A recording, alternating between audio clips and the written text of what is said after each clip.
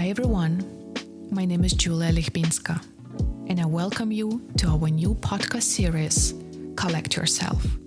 Some people collect art and watches, and the outstanding personalities collect themselves. Stay tuned.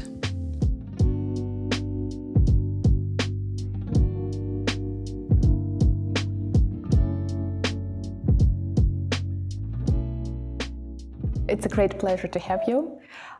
Could you please tell a couple words about yourself? Normally I start to say that I have academically a crooked biography. So actually I have a background in philosophy, which focuses on the history and theory of society, and in aesthetics, and what in German is called Erkenntnistheorie, which means in English a theory of insights, you would translate it. Then I studied cultural studies, where I was heavily interested and still am interested in question about subjectivity, which means, for example, and especially, how does it come that in certain periods, certain groups of people believe in certain values and fight for them or against them. And then later on, some 25 years ago, I became the director of the Fine Arts Department at Zurich University of the Arts, where I was heavily involved in developing Master of Fine Arts programs, new media programs, and a doctorate for artists, which I am still running. So I have a group of artists who are doing a PhD in an artistic PhD with me at ZHdK at Kunstuniversität Linz.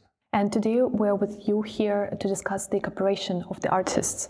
Yes, I mean, artistic cooperations between artists have, of course, a very long tradition, and because we are here in a gallery, so maybe I start with a contemporary example of two artists who come from a very different background. So on the one hand, we have Gerhard Richter, who is a very famous German painter, one of the most important ones of today, and Alexander Kluge, who is a multi-guy, you can say. So he started as a filmmaker, then he became an author, and he became a theorist, and so on. And they made two books together. And the basis of their cooperation was what Alexander Kluge called correspondences. So on the one hand, there were paintings by Gerhard Richter, and Kluge added something. He did not write about it, he added something in a written text, and sometimes it was the other way around. There was a written text by Alexander Kluge, and Gerhard Richter painted something towards it that was connected, and the connection in their case was correspondences in the sentence that they additioned something to the artwork which was not in the one part or in the other part. So this was, let's say, a friendly correspondence, and a more a practice of an artist who works very much with tensions is Jean-Luc Godard, and the most famous examples of Jean-Luc Godard, there are thousands of examples, you can say, but the most famous one is when he wanted to work with actors, and he took actors not as an instrument, but as an artist on the same level. He invited them to come to the setting, and he left them. He didn't look at them, and they had to stay 2 or 3 or 4 days there, sometimes even weeks. And they get angry, of course, and then when they were angry, he made in a certain way use of them. So these are two very different examples. On the one hand, the work, the collaboration, which is based on a friendship, you could even say, where you go very deep into the other's work and try to contribute something to it. In the other part, there is just, I want to work together with someone, and then I leave him alone. And when he starts to work with him, Godard never knew what the actor is doing. So there was no script the actor had to follow. So Godard had to react on the performance of the actors. But there is a certain mythology in that, right? While Richter was already established person, and when he met Kluge, they had more like as a friendship, right? They met together in a hotel, yes. in the mountains, right? Yes. And it was already like the meeting of two established personalities which could add something to each other, right? Or like to this cooperation. Yeah. And you know the work of each other quite well. Yes, well. they followed it for a long time. And in the case of Jean-Luc Godard, it was not always the case. Of course, the artists knew what Godard what is mythology. But the other way around, sometimes invited actors whom he didn't know very well. So it was a surprise for him. And this was a strategy or a methodology, you can say, to give a setting and then to look what is going to happen and then to make use of it, not to dominate someone or trying to say, well, let's do this and this together, but to react on what performatively is happening when the actor is acting. Yes. And we have another example of maybe some pedagogical mythology, right? In the case of Warhol's factory. What kind of cooperations could we find there? Yeah, Warhol's factory, you can say, as the notion already says, it's a factory. There were several departments, so you can say, and one of the main intentions, of course, was to bring together artists from very different backgrounds and making them work together. So with an open end, it was completely unclear what will be the outcome. So there wasn't a strategy to say, we put, let's say, a painter and a filmmaker together and they should work in that sense together. It was just giving the space, the opportunity, or the dispositive, you can say, the setting, where they could meet, and then they acted by themselves. And you had all kinds of combinations. You had paintings and performance, you had music and then film, you had installation, you had happenings. So it was more like a playground for the artists? It was a playground, and it was left to the artists who wanted to work together with whom. Was it certain competency in that, or was it like really people were free in their choices and they did not have to reach certain result? Or yes, that was the main impact. It was completely open. This was not for reaching certain results.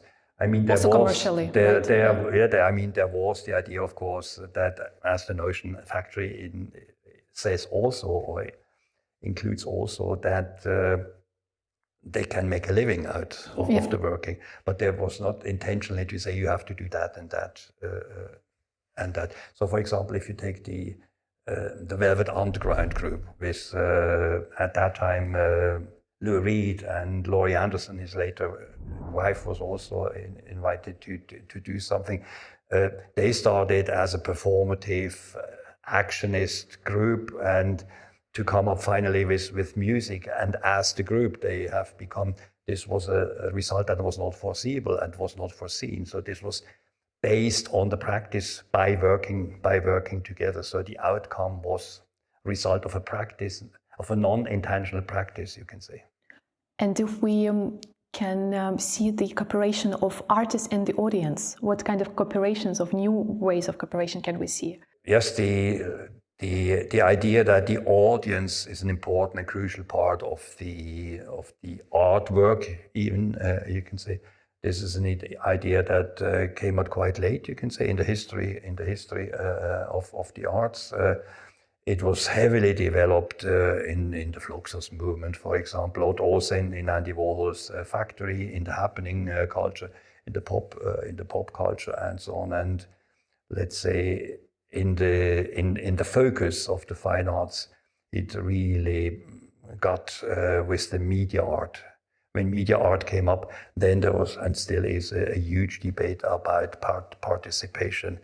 And the way to integrate people or to make people participate in an artwork is, of course, very differently. First of all, one has to say the participant anyway is always active.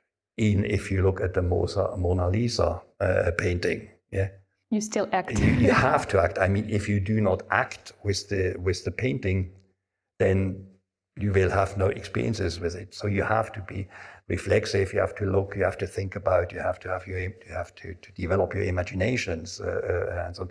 So there's nothing like a passive recipient, which formerly a lot of people believed. So there's always a participation, but you can say this type of participation is individual, and it's very often mute and silent.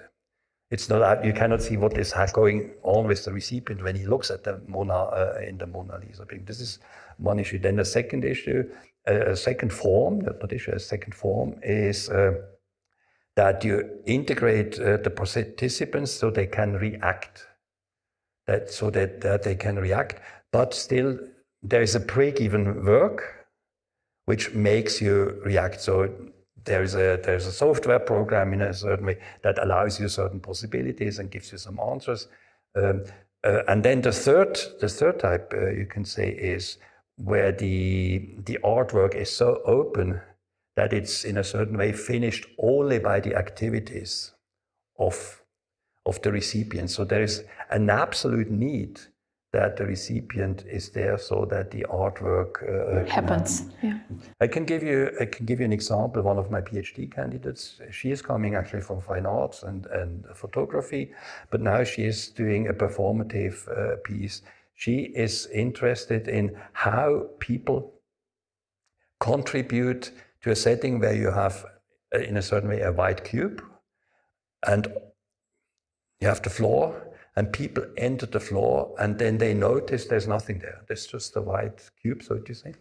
There's the floor, and then people move around on the floor, and then they notice they produce sound with the steps. And the more they jump around and the more people are there, there's a difference of sound. So the artwork definitely is constituted by the activities of the participants, and what the artist is giving is, so to say, a setting, or again, a dispositive.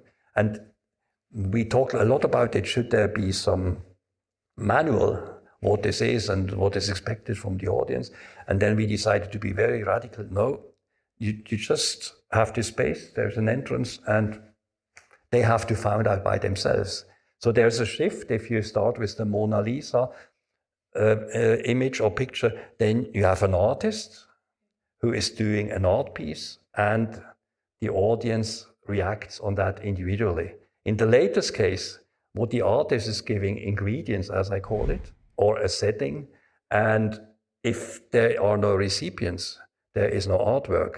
In the case of Mona Lisa, there is an artwork, even if the recipients are not there. And in case of Marina Abramovic? Which is an interesting case, because actually, as we know, she is a performer.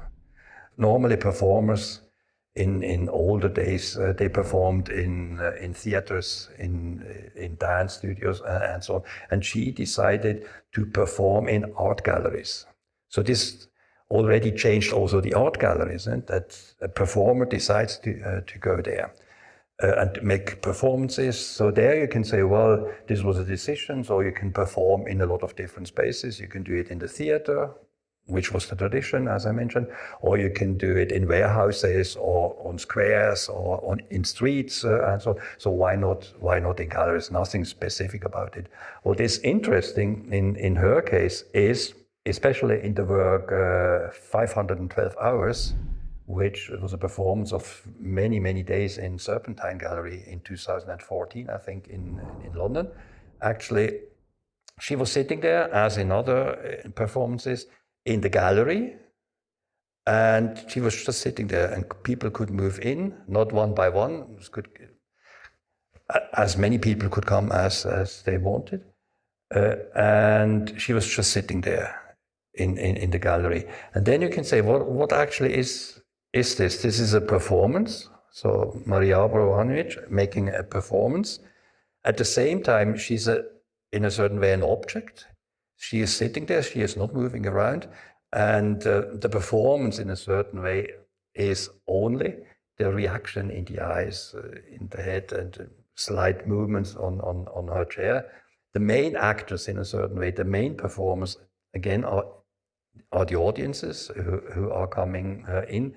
And in that sense, having done this in a gallery, this Marina Abramovic becomes doubled in a certain way. So she's a performer who initiated this performance, who is there as a performer with only small movements, as I mentioned. And at the same time, in a gallery, she becomes an object who is sitting there in the space like any other object, like a torso, you can say.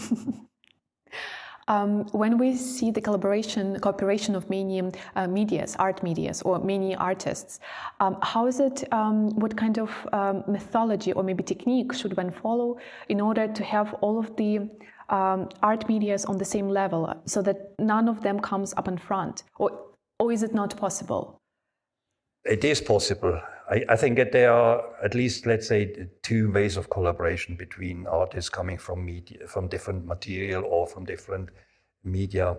The one is that you have a dominance of one of the artists, which is the case in a normal film production, for example. It's completely clear that the director is the boss, and the actors and the scriptwriters and the musicians.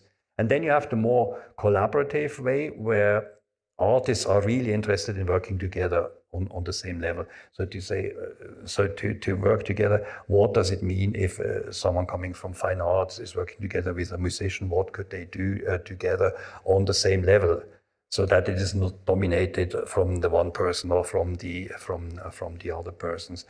And you have this in film. This exists in film, but this, of course, exists also in all combinations. You can say, so if you go to, for example, if you have a look at the Fluxus movement, or again at Andy Warhol, this was a basic, you can say this was not a methodology, but this was a basic idea to work together on the same level.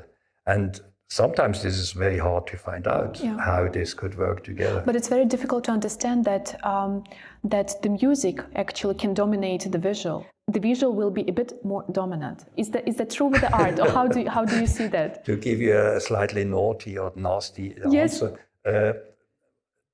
the way you talk, it makes completely clear that you're a gallerist, that you are coming from visual arts. People from visual arts very often think that this is the most important one, or that is the dominant. To give you just a small example for that, and I always have fights in my art school, or had fights in my art school with that.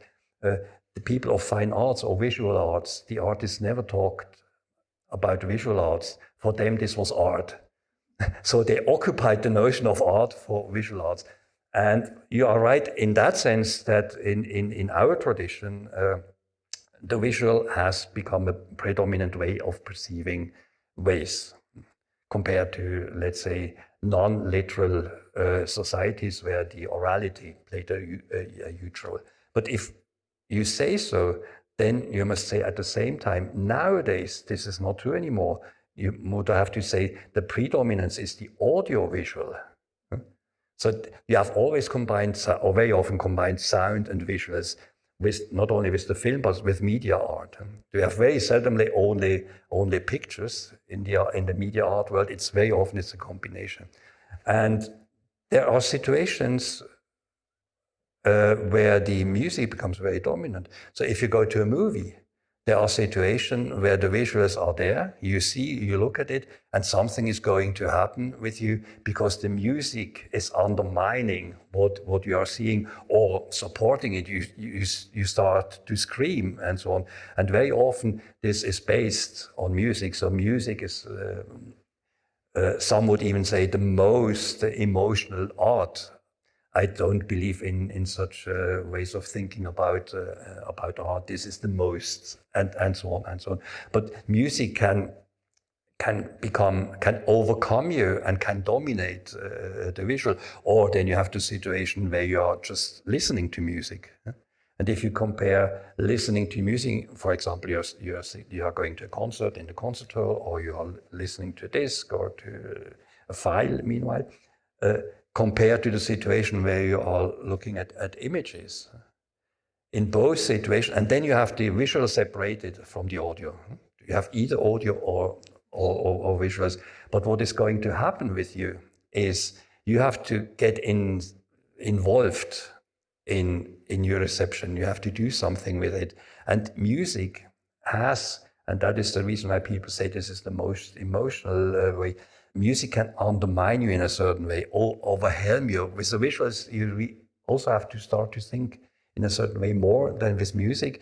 You can start to think about it, but usually music brings you in a situation where you are emotionally packed. This can also happen with visuals. But one of the differences is with the visuals, we can stay with the example of Mona Lisa. You look at the image, something is happening, and then you start to think about what you see and so on.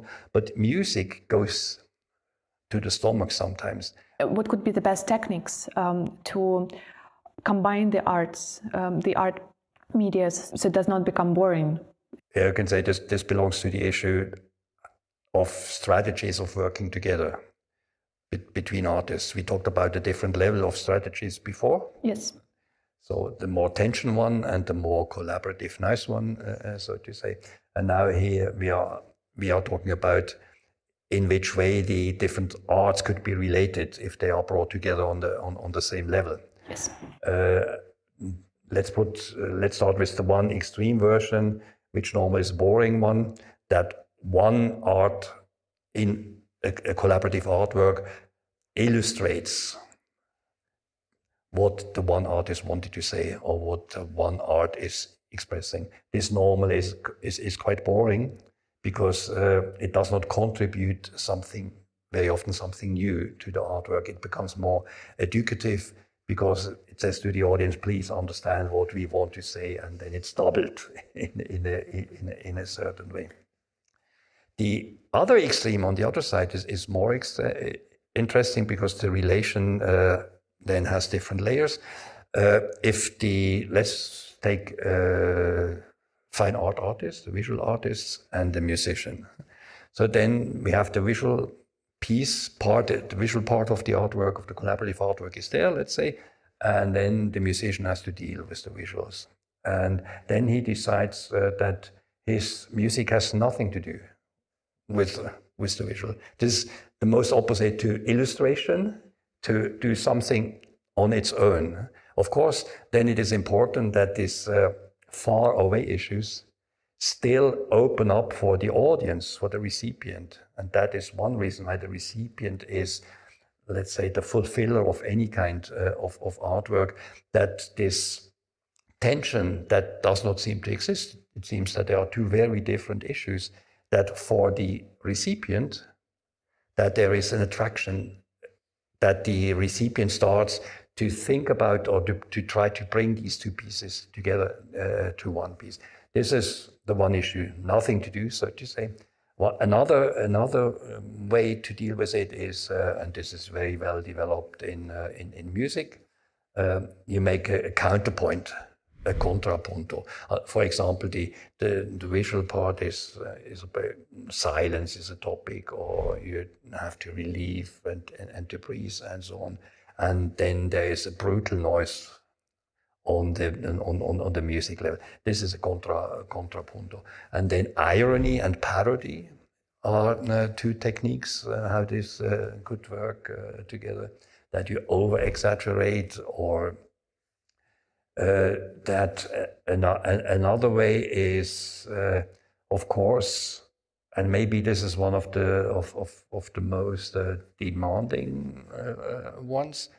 If you try to bring the same idea together in music and in painting, without getting illustrative, but to think about, say, for example, if silence is a topic, what would silence mean in music? What are the possibilities?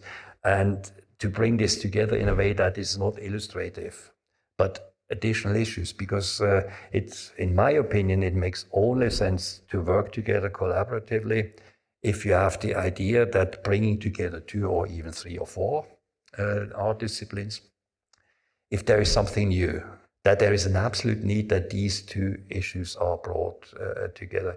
And to give you an example from my own experiences, there were several experiences who blew me away. And one I remember still very well is when I first saw Laurie Anderson on stage. She was on stage. She's a musician, and at the same time there were visuals going on the stage. It was combined with screens and so on. And this was in the late 80s or early 90s. When I saw this the first time, I was sitting there and I knew that that is something so completely new that I was astonished and I was really blown away. And this is before I understood it intellectually. My body has understood and reacted. This is a combination that seems to work. And only afterwards I started to think about and to work also a little bit about it. What does it mean and how does it come that this reaction, I was not the only one that this happened. So there you have this newness or this big difference to everything what you have seen before. Then you can say there is something there that is worthwhile to bring together two different arts. When we come to the notion of Eigensinn, der Medien, in English we will translate it as willful obstinacy. You were the first one who brought this term to the fine arts. I got the notion from the brother Grimms, or the Grimm brothers, and from Alexander Kluge, who related to them as well. So there's the very famous fairy tales of the Grimms, and actually this is the shortest one, who is called Das eigensinnige Kind, the willful obstinate child, so to say. It's only 10 lines, I think. The story is very short. There's a mother who has to bury her child, who is dead, and she buries it, and the next day she goes to the grave, and then she sees that the arm and the hand has coming out of the grave. And she puts the arm and the hand back into the grave, covers it with mud, and goes back the next day to see if everything is okay. And again, the arm and the hand was outside of the grave. And this went on.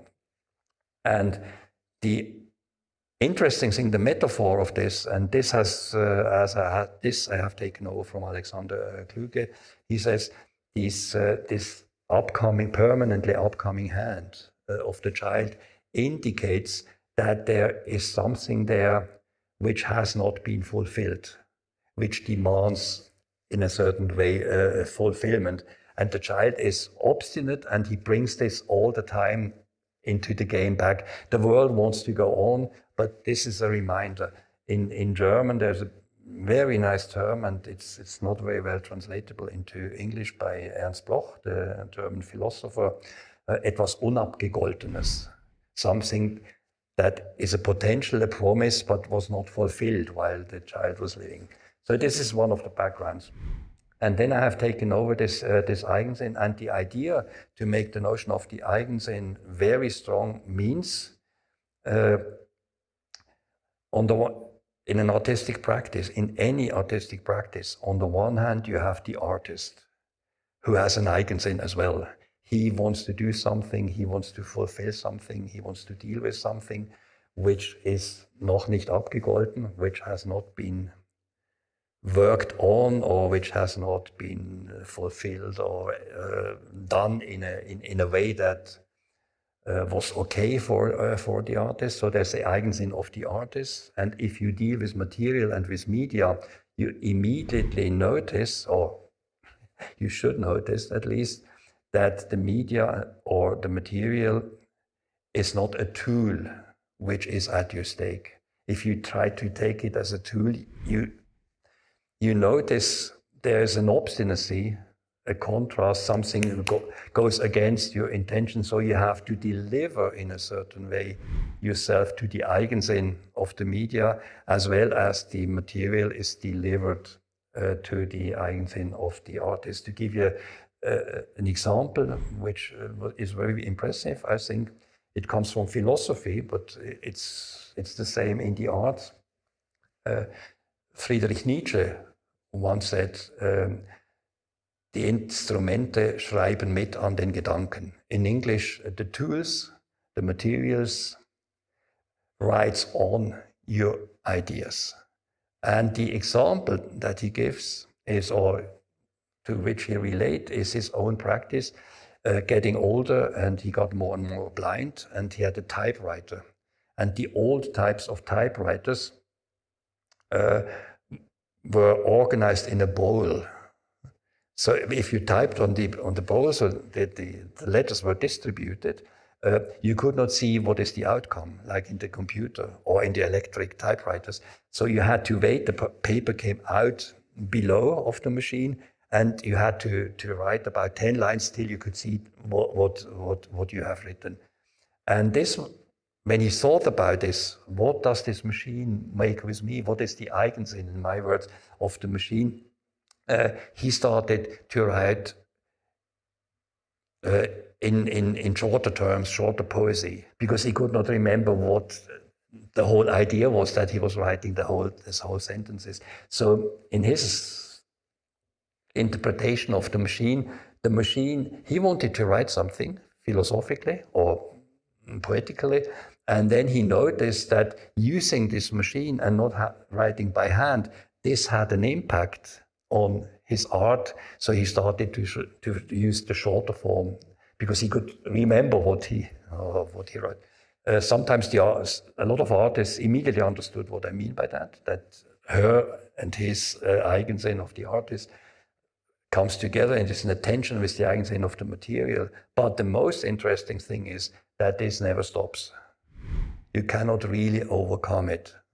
So you have to make a decision as an artist that you say, now these my ideas that I have, my practice that I have, this is the outcome, and now I stop it. So this is the finished artwork, or you have to continue to say, no, this is not enough.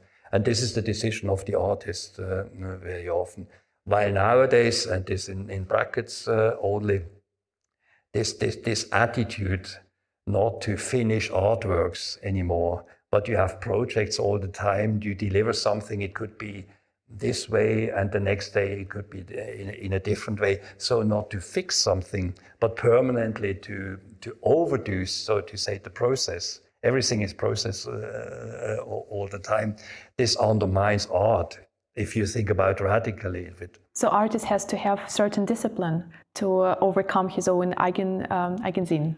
I mean, this is the first issue, that you deliver yourself to the material, and I'll give you another example maybe in a second, and to be aware of that, yeah?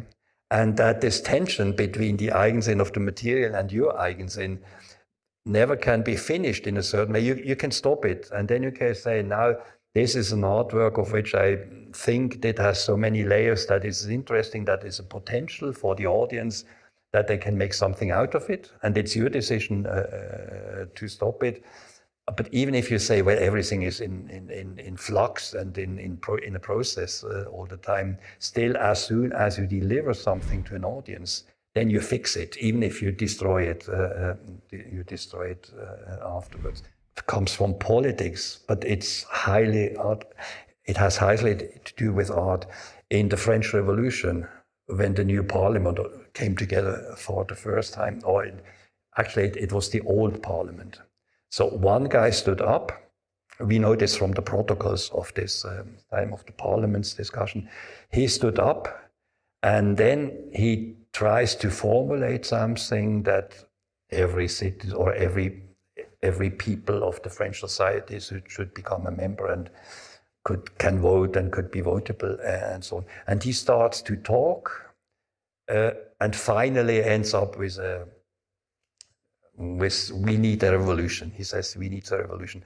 And Kleist, the German poet in the 18th century, he had a look at these protocols, and he wrote a text about it. It is called Über das allmähliche Verfertigen der Gedanken beim Schreiben. And the idea behind this is, and this is a very good example of this, what we are talking about, the two eigensinns. So this guy in the parliament, he had a feeling he wanted to say something. He starts to say something, and then it becomes clear it's not so clear what he wants to say. So he is delivered to the language, and while talking, the talking makes him find what he wants to say. And this is the real artist process, to deliver yourself to language. In language, you have it very often. For example, I would say a very good example is Ulysses by James Joyce, which was a completely new way of writing, this stream of consciousness. This is one example. So James Joyce delivered himself to this stream of consciousness, So he took the Eigensinn of the language for serious, but at the same time, he not only delivered himself, but he also tried to organize it. This is important. It's both. The deliverance goes to both sides. I mean, this is a highly structured, poetic prose work, a novel's work. This is highly structured on the one hand. On the other hand, parts of it, this is completely, he have not thought about it before, so he delivered himself. You have the same in the écriture automatique in France, or in pictures of Dali and so on, where the unconscious, this is very often the example that is taken, that to deliver yourself as an artist to the unconscious, and the unconscious is making something with you, there it becomes very obvious. But it also happens a lot with these cooperations together. When, for example, 3 or more people start to work together, and there is a certain unconsciousness in between them, and then certain ideas rise up, even they haven't planned it before. Yeah. So how would you explain that? Is it Eigensinn von like of each of these persons, or is it Eigensinn like of this subconsciousness which exists in the space, or which exists in between these people? It's both. These are two types of Eigensinns, you can say. Of course, everyone who is sitting there has an Eigensinn as a person, because they have their ideas, they have their background, they want to do something, and then there is decision to sit there with, to stay with your example, to sit with these group of people, and then what is coming up from each of the persons, there's a background why they are talking that way, but suddenly this becomes something of its own. Yeah. You do not deliver only your ideas, you start to develop something out new of what has been said. In a certain way, this is similar to what I mentioned with the parliaments guy. Yes, this was one person, and here it's a group of persons. So this is much more than what each of them has thought, and it's sometimes very different than where you started. This is also an idea. How do we deal with the situation? Because sometimes artists also start in one place and they heading to point B, but they are lost on their way. I think this is basic for good art, and by the way, also for good research in science. If you are doing fundamental research, and in a certain way you can say artists do or should do research, this normally means you have your experiments and your experiences, which you have done before, and then you have a feeling very often, an intuition, that you have to go there and there. And this there and there, you cannot describe it very precisely at the beginning. You know that you should do something going in this direction. There's a territory you do not know. You do not have maps to go into this territory. So you have to enter this territory step by step, and you have to develop your maps while moving around. And after entering this new territory, this is also the Eigensinn of these new territories to you. Something is happening to you, and at the end of the process, when you have finished your research project or when you have finished your artwork, at the end, you are not the same as you have been before.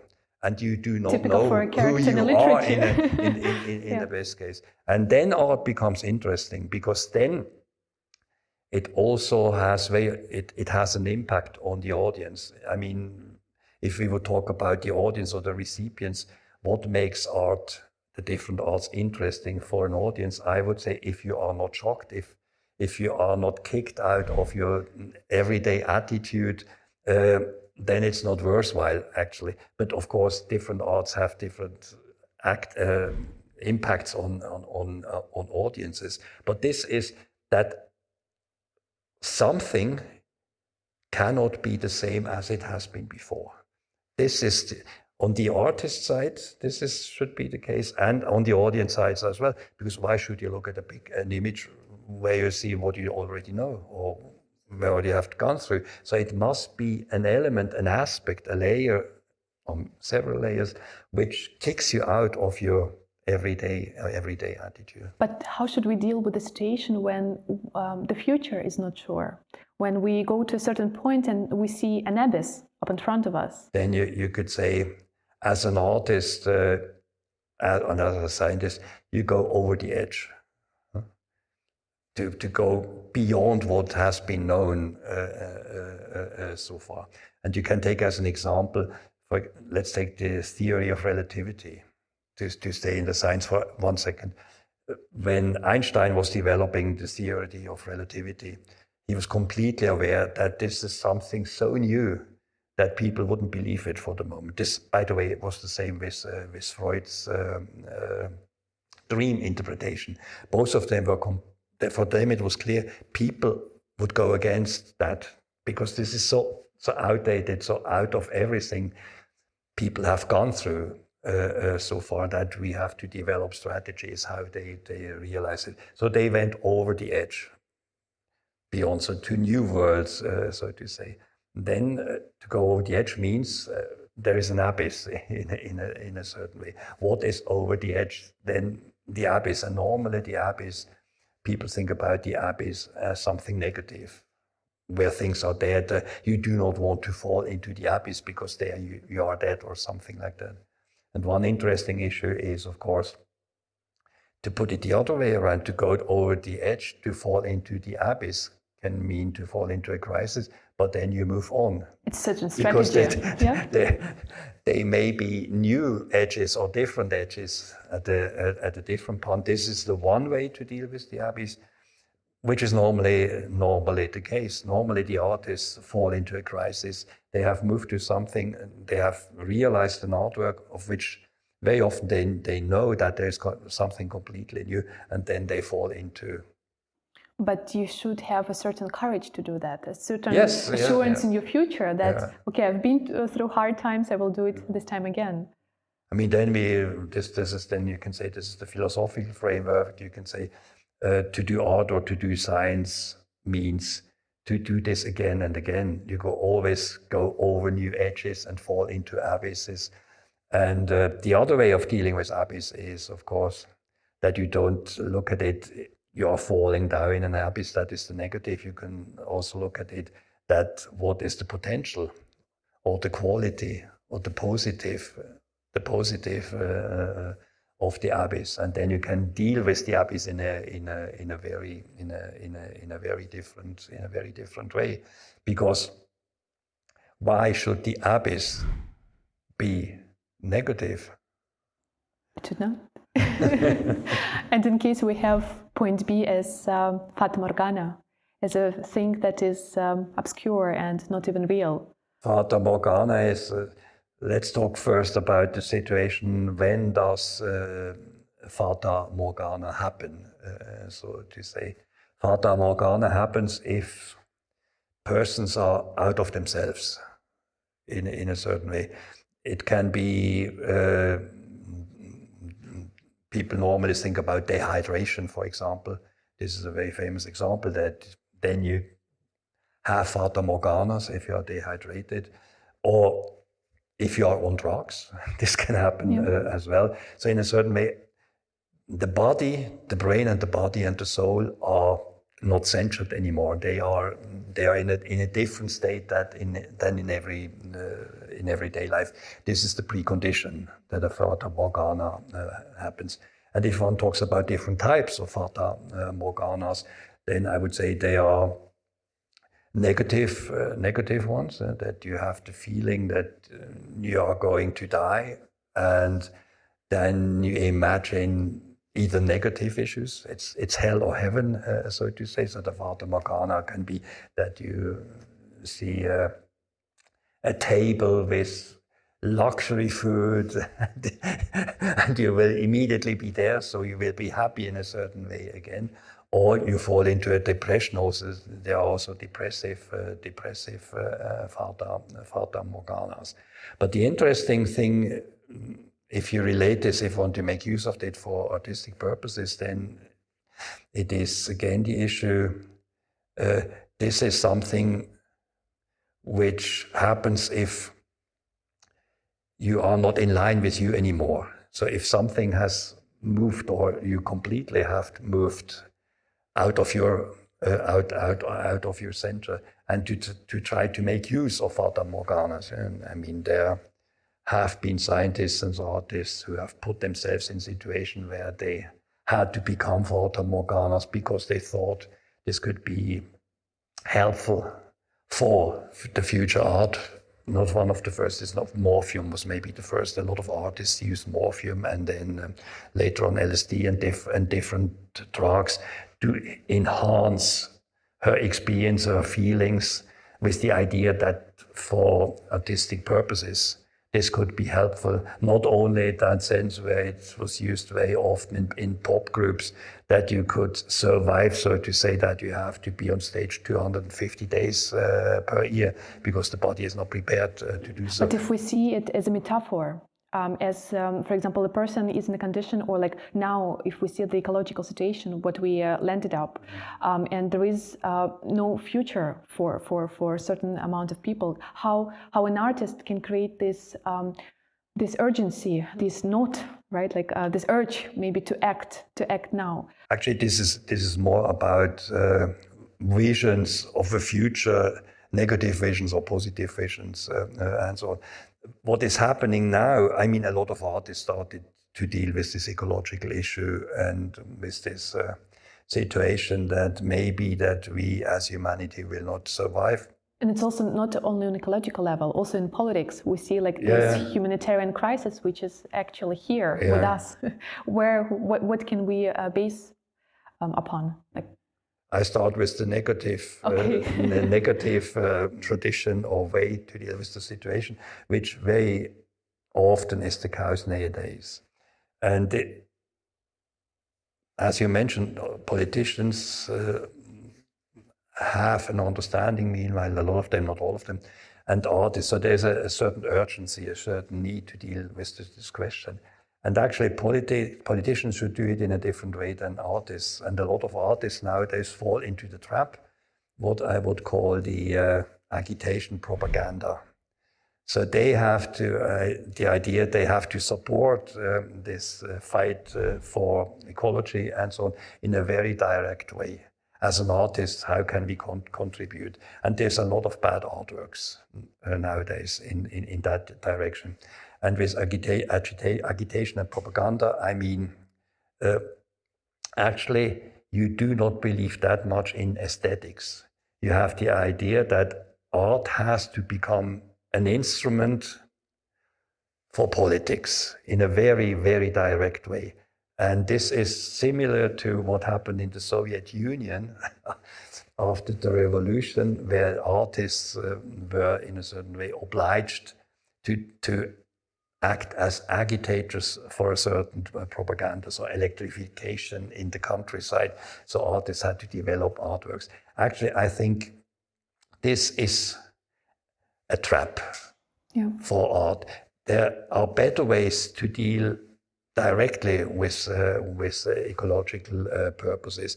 I mean, to say by an artwork that we have to take care about the nature, there is no need to do this by artworks.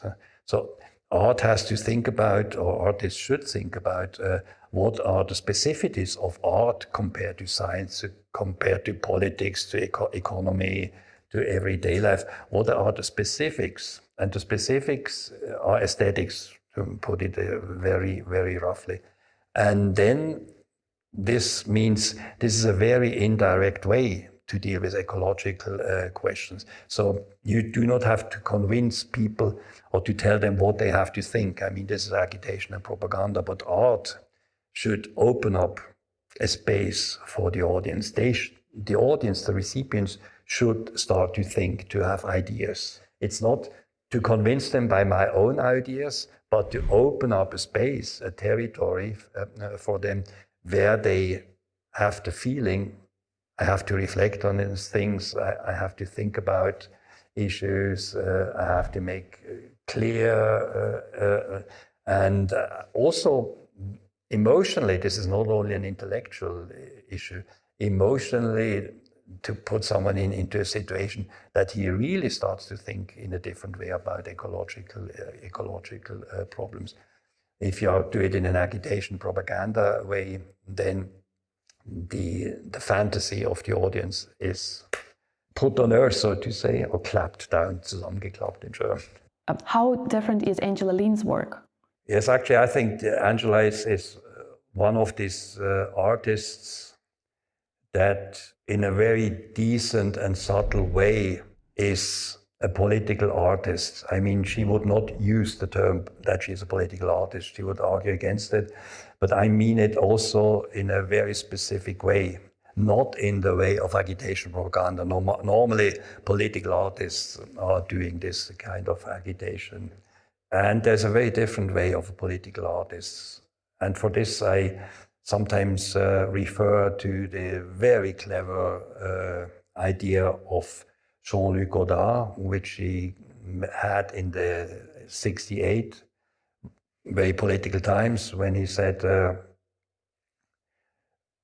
we should not do political art, but what we should do is art politically. And the move from the adjective political art to political art is agitation and propaganda. To do art politically changes everything, because this means, as an artist, first of all, you have to think about which topics are at stake at a given moment. This is meant by politically. And then to deal with it aesthetically. And in that sense, I think Angela's work is a very political work, because she has topics that are in pace with the times, absolutely.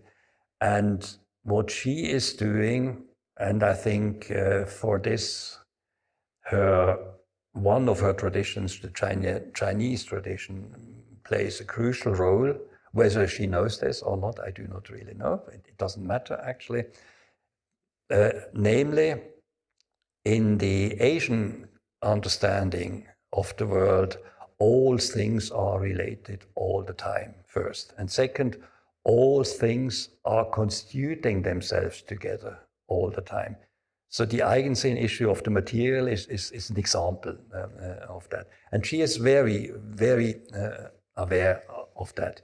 And what she is doing in a very decent and subtle way is she makes offers to the audiences. She offers gifts. Her artworks are like gifts. And you, as a recipient, you can take it. You do not have to take it. You can take it. But if you take it, then in a certain way, metaphorically speaking, you have to unwrap it.